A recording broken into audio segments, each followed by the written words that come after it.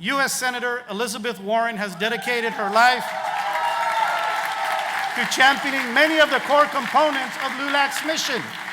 Senator Warren is widely credited for the creation of the Consumer Financial Protection Bureau, the first agency of the U.S. federal government that specifically works to protect the average consumer.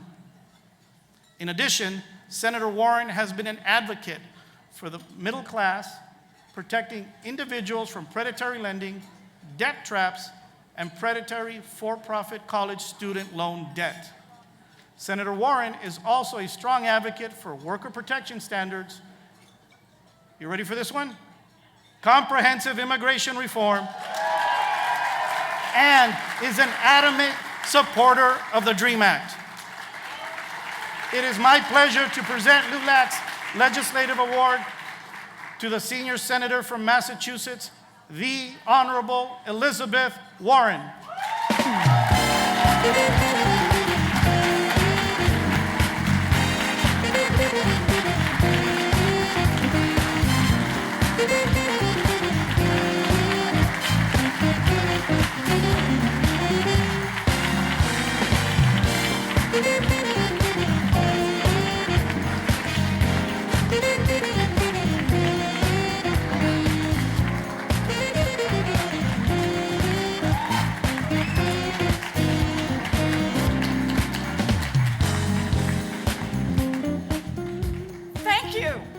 Thank you very much. It is so great to be here with all of you tonight. After that set of storms, I wasn't 100% sure I was going to make it, but I'm glad we're here together. You know, for 87 years, LULAC has been on the front lines, leading fights for civil rights and building opportunities for Latino families across this country. The work you do is powerfully important for our entire country, and I am honored to receive LULAC's National Legislative Award this evening. Thank you. Thank you. Thank you so much. You know, I want to say, even more than this award, it is great that you are here in Washington, D.C. this week to talk about some of the critical issues that are facing Latino families. And I am very glad that you are bringing your advocacy directly to the halls of Congress. We need your voices here in Washington because, let's face it, right now, the game is rigged. Washington, think about it. Washington works great for the billionaires and the big corporations that can hire armies of lobbyists and lawyers to protect every single tax loophole and every special privilege that they want. But America's working families, Washington isn't working so great for them. And we need you to help change that. That's true. You know, this is about economics, but this is also about our values. It is about the kind of people we are, and it is about the kind of country we want to build. For me, this one is deep down personal. I am the daughter of a janitor who got a chance to go to college, to get married and buy a house, to raise my children in good public schools, partly because of my own hard work, but partly because of the investments millions of other Americans made in giving kids a fighting chance. That's how it happens. Today in America, there's too much looking out just for yourself and too little looking out for our kids and all the rest of us. So I'm here tonight because I believe in what we can do together if we are willing to fight. And tonight, I am here to say, proud and loud, that there are things we believe in and things we will fight for. We believe that every child deserves a first-rate education and that hardworking kids should have a chance to go to college without getting crushed by student loan debt. And we're willing to fight for it.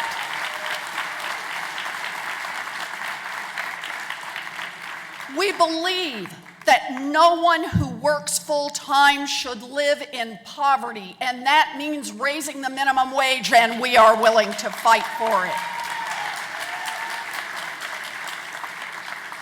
And we believe that after a lifetime of hard work, people are entitled to retire with dignity. And that means protecting and expanding Social Security, and we are willing to fight for it.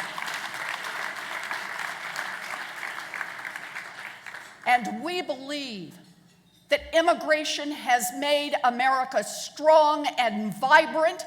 That means comprehensive immigration reform that keeps families together and that assures that the American dream is open for future generations of immigrants, and we are willing to fight for it. Make no mistake, this is about our values. You know, during this presidential election campaign, we have seen shocking displays of hostility and bigotry directed at the Latino community. When leading Republican presidential candidates say that they want to rip 11 million people from their families and line them up for deportation, we're going to push back. We're going to make it clear this is not who we are as a country.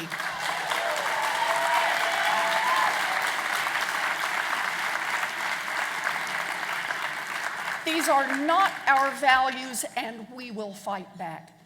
And when we talk about values, we mean valuing all Americans, including our brothers and sisters in Puerto Rico.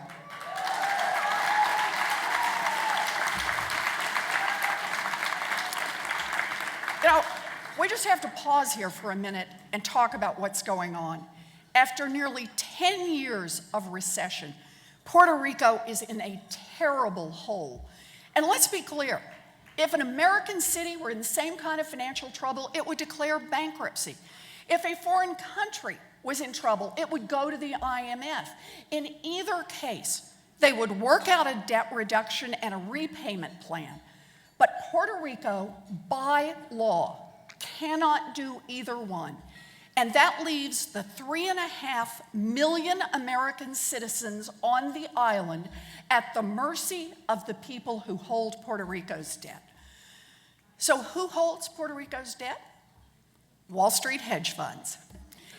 In fact, I want to be clear, these are not just typical hedge funds, they are called vulture funds, because they specialize in waiting until a borrower like Puerto Rico is in trouble. Then they swoop in and they buy the debt for pennies on the dollar.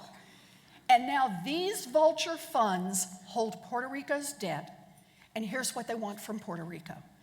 They want Puerto Rico to raise taxes, to cut health care, to fire teachers, to cut worker protections, to sell off government buildings, to privatize public infrastructure, to close schools, and to cut support for the elderly. Let's be clear, those are the values of Wall Street. And so far, Wall Street is getting its wish. Listen to the numbers.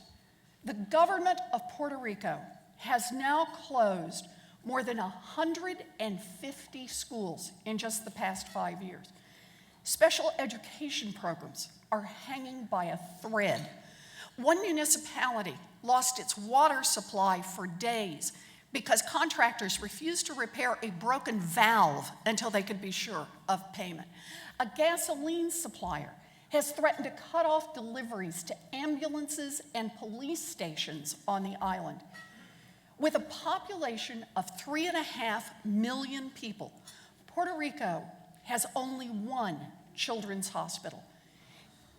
In the past 2 years, this children's hospital has cut its budget by 14%.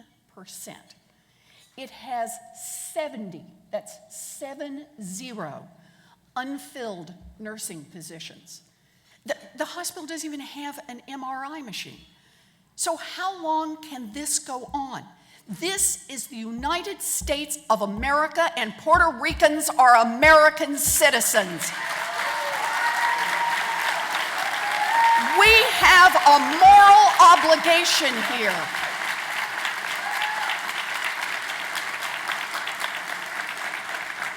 It is time for Washington, both Congress and the Obama administration, to help out millions of our fellow citizens who are caught in the middle of an economic catastrophe.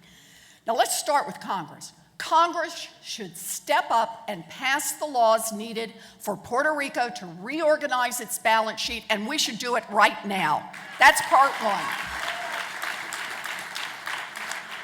But part two, the administration needs to turn up the heat as well. And that means squeezing Wall Street hedge funds to help find a solution that works for the families of Puerto Rico. You know, let's all remember that during the financial crisis, when the big banks were in trouble, Treasury stretched the limits of its authority to come up with creative ways to make sure that all the big banks stayed afloat. Well, why isn't Treasury being just as creative and coming up with solutions now that 3.5 million Puerto Ricans need help?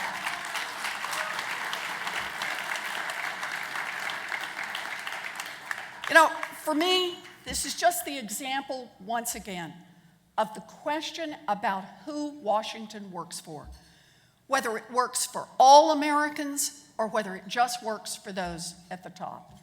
Now, I'm not naive. I know that Washington is a tough place.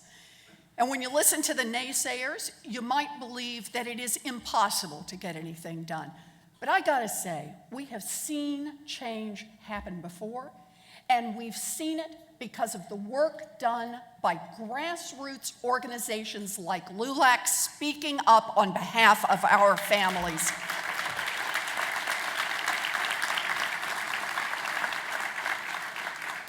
We are up against some powerful forces, but we are fighting for our families and fighting for our values. And I know this, we don't get what we don't fight for. So I'm here tonight because I wanted to be with you to say just one thing. Let's get out there and fight. Thank you.